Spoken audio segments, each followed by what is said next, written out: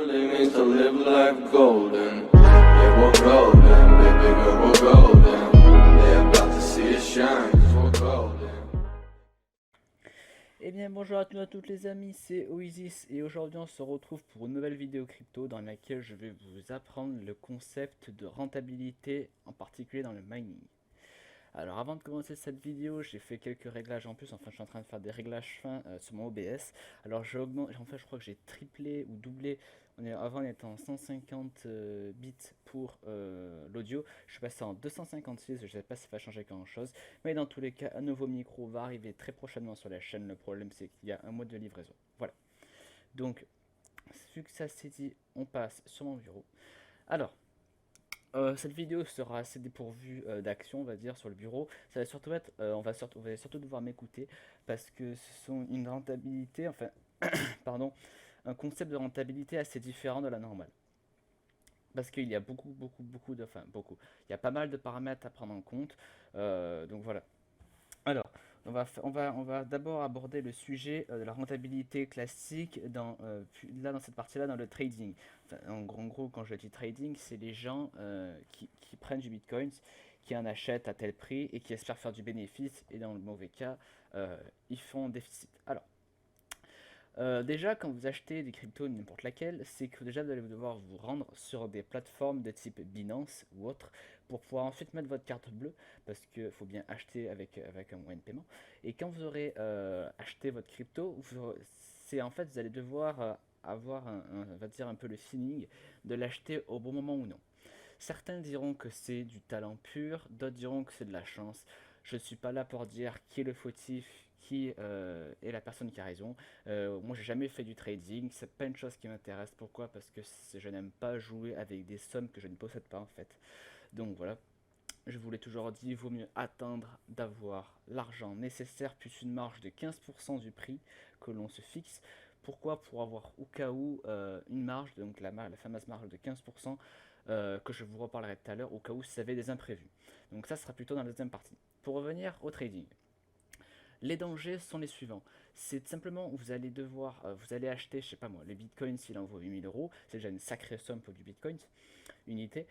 Et ben voilà, le but c'est d'acheter du bitcoin à 8000 euros, qu'il atteint les 9000 euros et que sur les 9000 euros vous faites du bénéfice. Donc c'est ça le trading bête et méchant. On va dire que grosso modo c'est ça, très grossier.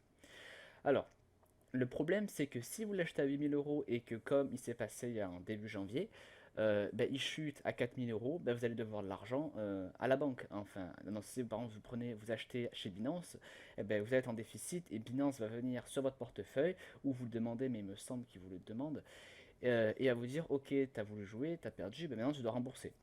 Alors, les problèmes, enfin les gens me diront oui, mais c'est pas grave, c'est la carte bleue de mes parents. Alors, là j'entre en vigueur.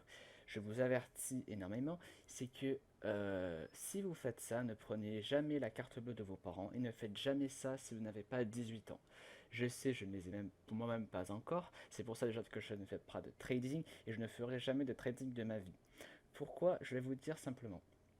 Vous prenez de l'argent à la banque, vous faites un crédit, tout ça, parce que, entre guillemets, le trading, c'est un peu comme le crédit, sauf que, bon, c'est différent, mais ça reste dans le même contexte. Vous prenez de l'argent, vous jouez un coup de poker, bon, le trading, c'est plus un coup de poker, comparé à un crédit, mais vous prenez de l'argent, la banque vous dit, ok, on vous le prête, mais ils veulent forcément voir l'argent revenir. C'est le but d'un crédit. Ben, pour le trading, c'est pareil. Vous allez mettre une certaine somme, vous gagnez, la banque vous donne en plus.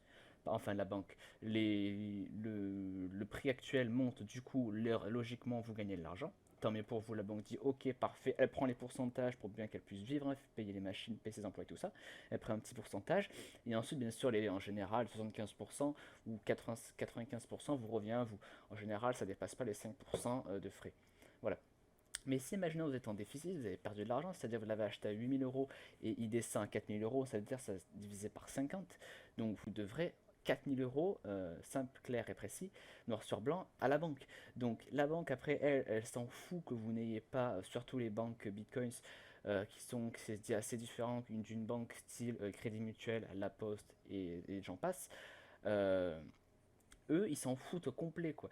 Ils sont encore pires, entre guillemets, que les banques classiques, que des communes. Donc voilà.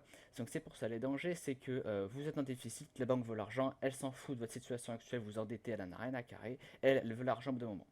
Ensuite, on va passer on va dire, la première partie assez violente, mais c'est pour ça le trading, c'est dur à faire, c'est un coup de poker pour moi. C'est aussi un certain talent à avoir, un certain feeling. Il y a des formations qui existent pour ça. Ne faites pas du trading. Par exemple, ce soir, me dites pas, tiens, je vais mettre 15 000 euros dans le bitcoin. Ça marche pas comme ça. C'est sûr que vous perdrez de l'argent. Soit renseignez-vous, soit contactez des gens sur Instagram, il y en a des milliers. Bon, après, ça reste un peu quand même assez chaud Instagram, pas mal d'arnaques, mais au pire contactez aussi une personne qui travaille dans le trading pardon, mais aussi bien dans l'euro ou dans le dollar, peut-être qu'elle saura vous renseigner. Bon voilà, cette première partie est assez violente. La deuxième partie va être entre guillemets aussi assez risque comme le trading, mais qui est assez safe comparé au trading. C'est simplement l'exploitation de crypto-monnaies. Alors là, comparé au trading, c'est que vous allez faire des investissements entre guillemets un peu moindres, un peu plus sûrs, mais ça reste investissement, c'est-à-dire que vous serez forcément pendant un moment en déficit. Vous allez prendre un investissement, comme je le dis à chaque fois, et ensuite vous allez être en déficit pendant un certain temps. Le but, c'est de combler ce déficit dans l'exploitation le plus rapidement possible et en perdant le moins d'argent possible et d'être rentable le plus rapidement possible et d'être rentable surtout, dès le début. Alors, comparé à un truc X, par exemple, si j'achète des camions, vous n'allez pas me dire, ouais, j'achète les camions, ok, mais dans les camions, il va falloir que je rajoute la taxe du prix du camion, logique, du prix du carburant, du prix de l'huile, du prix du AdBlue, c'est la AdBlue, du prix des essuie-glaces. C'est exactement pareil dans l'exploitation minière. Vous allez devoir ajouter la marge du prix de la carte graphique, mais aussi un point qui est terriblement, qui est dur. Enfin, il y a des sites qui arrivent bien à le faire, mais c'est quand même assez dur de le faire. Je vous montrerai un site après, mais ça reste quand même assez dur de prévoir cette perte d'argent. C'est simplement votre consommation électrique. Ma plus grande devise que je vous ai toujours apprise, c'est le EDF est votre pire ennemi dans l'exploitation. Pourquoi? Parce que simplement, je reviens au premier truc de la vidéo, les fameux 15% en plus. C'est-à-dire, je vais acheter une RX 580 à 150 euros, il me semble qu'elles sont à 59 euros, donc c'est un prix de taré. Si vous voulez acheter les carafés pour commencer, achetez-en 4, si vous voulez savoir ou même 2, c'est parfait, bref. Ben, vous allez prendre vos RX 580, plus prévoir 15% par RX 580. Simplement, si vous prenez 3 RX 580, vous prévoyez le prix de l'achat des 3 plus 15% sur le prix de l'achat des 3 de marge en plus. Pourquoi? Bah, simplement, c'est très complexe de dire voilà, ça sûr à 100%, je ferai exactement, je sais pas moi, 80 euros de dev par mois avec tant de cartes graphiques. Vous pouvez très bien faire, je sais pas moi, 50 euros en janvier, et au bon moment, je sais pas moi, il y a une pénurie d'uranium, parce qu'en France, on a quand même pas mal de centrales nucléaires, même si on en achète dans des pays extérieurs, tout ça. Mais imaginons, on va partir du concept qu'elle est en autosuffisance à France, mais s'il y a une pénurie d'uranium, logique, les centrales vont tourner moins, l'électricité va se faire entre guillemets plus rare, ça va être plus dur d'en produire, et du coup vont forcément augmenter le prix vu que l'uranium sera forcément acheté la matière première uranium sera forcément achetée à un plus grand coût. Donc ils vont forcément augmenter le prix du kilowattheure. En France, le kilowattheure en est autour, en fonction de votre, comment ça s'appelle, de votre abonnement EDF, vous serez autour des 9 centimes à 17 centimes maximum. Ensuite, les abonnements à prévoir. Ça, je l'avais déjà mentionné dans la vidéo comment bien installer son rig en toute sécurité. Il faut aussi avoir le bon abonnement EDF. C'est-à-dire, vous ne pouvez pas avoir un abonnement de, je sais pas, mais je crois que c'est 2, 4, 6, 9 et 12. Et ensuite, il y en a encore en dessous. Ou peut-être je mélange la pinceau, mais je suis sûr qu'il y en a au moins un de 2 et au moins un de 9. Vous ne pouvez pas prendre un abonnement de 9 kWh en faisant de l'exploitation. Vos plombs vont sauter en permanence, simplement parce que votre compteur, vous payez l'abonnement, bien sûr c'est plus cher que le produit de kilowattheure, mais votre compteur a été configuré pour sortir au maximum 2 kWh. Donc les kilowattheures, bien sûr, avec la télé, la play, si vous avez une play, la box, les lumières, si vous faites une raclette, ça consomme énormément, un radiateur de 2000 watts, ben, votre rig, vous allez à peine le brancher, ça y est, ça pète, les plombs ils sautent. Enfin, le courant saute. Voilà, donc c'est pour ça, partez plutôt sur du 6 kWh ou si vous voulez être tranquille, du 9 kWh, voilà. Ça vous permettra de faire un rig de cire avec 580 autour des 1450 watts. Si vous prenez des MSR morts, on va arrondir à 1500 watts. voilà, par heure, ça reste assez, quand même assez abordable. Après, ce sont que des prix, on va dire que j'ai additionné bêtement la consommation électrique d'une seule carte, j'ai multiplié par 6, ça fait 1500. Mais en consommation réelle, on est autour des 80 watts, 102 watts. En bien overclocké, on peut descendre, comme je vous l'ai dit au début, 80 watts. Voilà. Donc ça reste quand même, comme je vous l'ai dit, des trucs, ça peut varier, ça varie énormément, c'est que ce sont des moyennes. C'est-à-dire ils ont pris plein de prix, plein de configurations de clients, et ils ont fait une moyenne, voilà. Voilà. Alors, le problème pour revenir aux inconvénients, c'est que, imaginons, ben, si vous êtes en déficit dès le premier mois, si vous êtes en déficit de tout court, ben, ça ne sert à rien de continuer vu que vous serez forcément en déficit le deuxième mois. Le but, c'est par exemple, si avec 2 RX 580, je peux générer 40 euros avec un excellent overclocking, c'est totalement faisable. Eh ben, ces 40 euros fois 2, ouais, c'est pour 2 RX 580. Même moi, je dis si on peut pousser jusqu'à 39, 42, 44 euros. Ben, vous calculez le nombre dans combien de jours vous serez rentable. En général, c'est autour de 4, 5, 6 mois. Donc c'est pour ça que c'est pas non plus ouvert à tout le monde.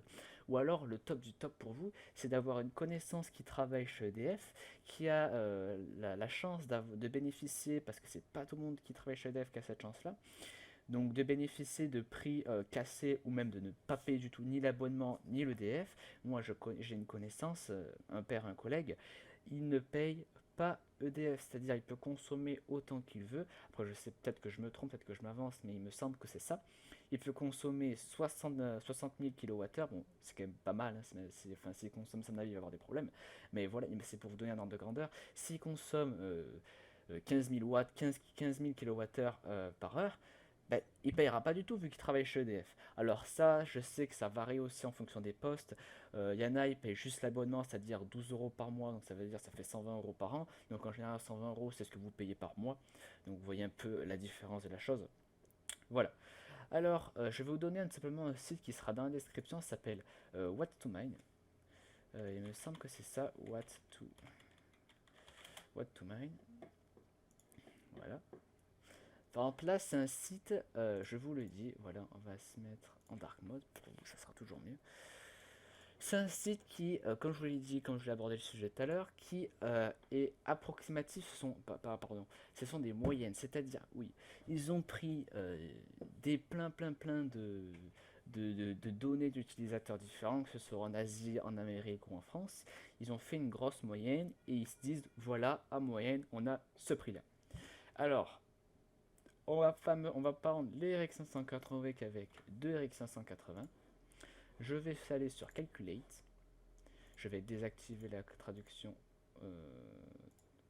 Toujours traduire. Original, voilà.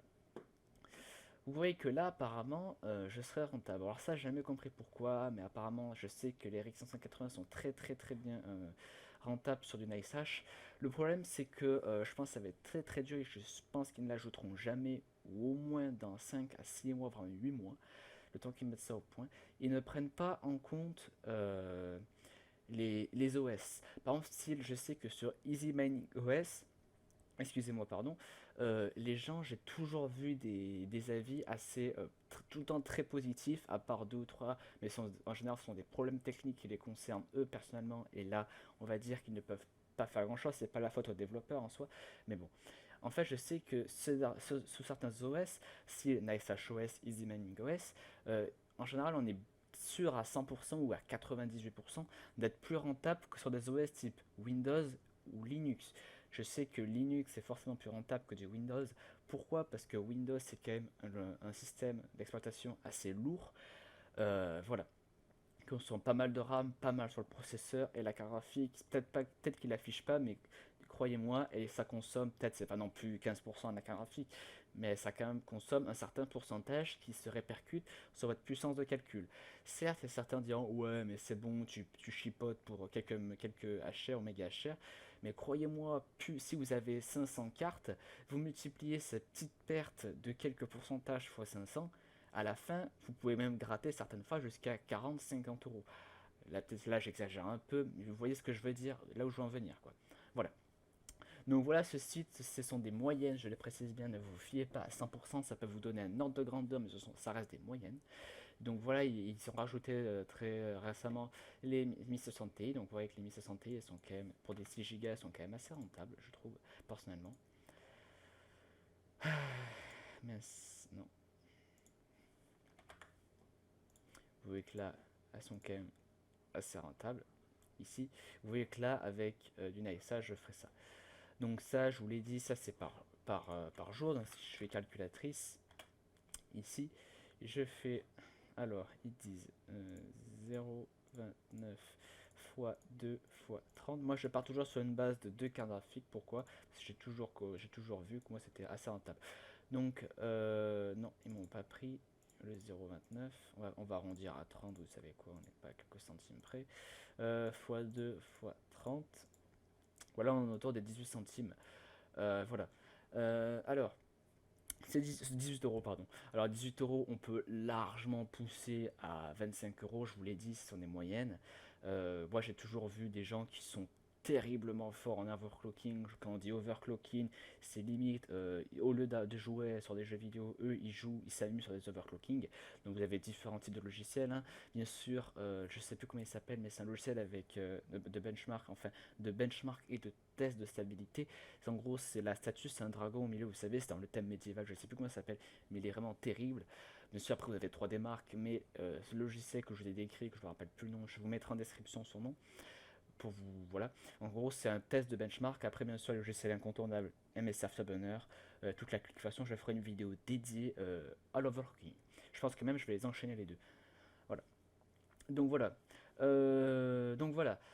Donc les 18 euros par mois, ça reste quand même, comme je l'ai dit, approximatif. Vous pouvez très bien pousser jusqu'à 25 euros. Le problème sur ce site-là, c'est qu'il ne prend pas en charge les OS. Donc je pense qu'ils vont, enfin j'espère, hein, peut-être qu'ils n'ont jamais eu l'idée, peut-être qu'ils n'ont même pas pour d'études, peut-être qu'ils n'y ont jamais pensé. Mais j'espère qu'ils rajouteront les OS. Voilà. Donc, c'est la fin de cette vidéo sur le concept de rentabilité dans le mining. Je sais qu'il y a certaines personnes, même qui sont assez jeunes, même totalement âgées, qui sont plus de 18 ans, qui ont 40 ans, ça reste quand même un concept assez différent une personne lambda peut connaître. Il y a certaines choses à prendre en compte, comme du trading normal, comme de l'investissement par exemple dans le pétrole ou dans des camions pour une entreprise tiers. C'est exactement le même principe, sauf qu'il y a, on va dire, un peu plus technique. Mais il y a quand même ses difficultés, ses atouts, tout ça. Faut pas dire que du mal dans le trading ou dans l'exploitation. Voilà. Si on calcule bien la chose, il y a des centaines de personnes que j'ai conseillées qui ont très bien réussi, qui ont pris leur temps. Quelquefois, ça a pris 6 mois à tout bien configurer correctement. Et aujourd'hui, elles n'ont jamais été en déficit. Elles sont en train de remplissir leur petite carte tranquillement. Donc, si vous voulez faire comme elle, c'est-à-dire être rentable, avoir des conseils, tout ça, n'hésitez pas à venir me rejoindre sur mon serveur Discord qui est dans la description Just Mining. On est en train de bien se développer, tout ça, voilà. Donc n'hésitez pas à vous abonner, partager la vidéo si vous avez une question dans les commentaires, posez-la moi. Voilà, donc moi je vous dis à la prochaine, c'était Oasis, à plus.